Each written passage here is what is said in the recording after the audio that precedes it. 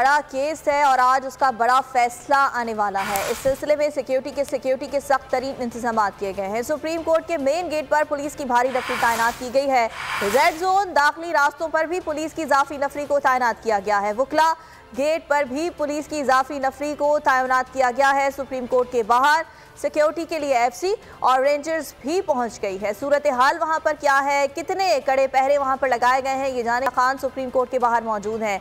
अल्लाह दिता, बताइएगा क्या मनाजिर हैं आपके सामने।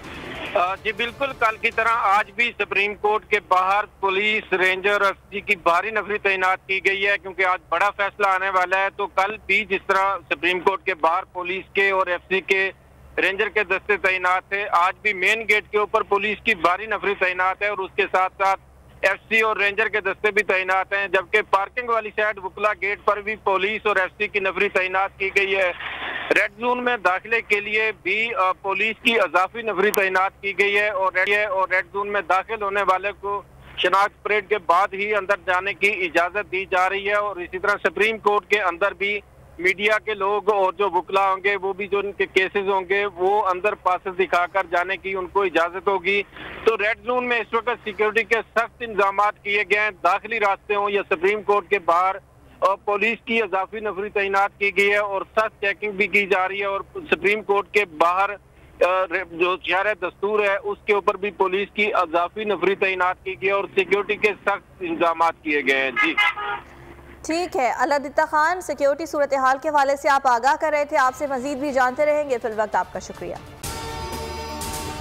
अगर आपको ये वीडियो पसंद आई तो लाइक पर क्लिक करें।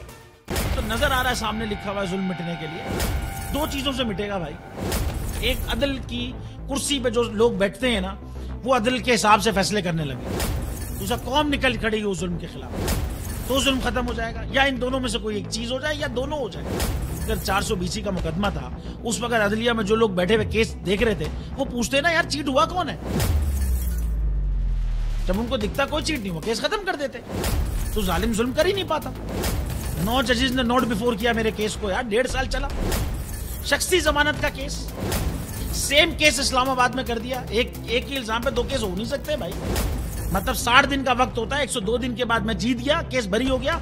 102 दिन के बाद अपील फाइल की, एक्सेप्ट कर ली। नहीं करते ना एक्सेप्ट, खत्म हो जाता ना जुल्म यार। भरी अदालत में मुझे बरी कर दिया, फिर पता नहीं क्या हुआ, 2.5 घंटे बाद का नोट बिफोर। मैं नहीं सुनता ये केस, खड़े रहते अपने फैसले पे, मिट जाता जुल्म। अल्लाह ताला ने बिठाया इस इन कुर्सियों पे इनको यार, ये अल्लाह ताला की तरफ से फैसले करने हैं। तो या तो ये फैसले आएंगे, जुल्म मिट जाएगा, या कौम खड़ी हो जाएगी जुल्म के खिलाफ।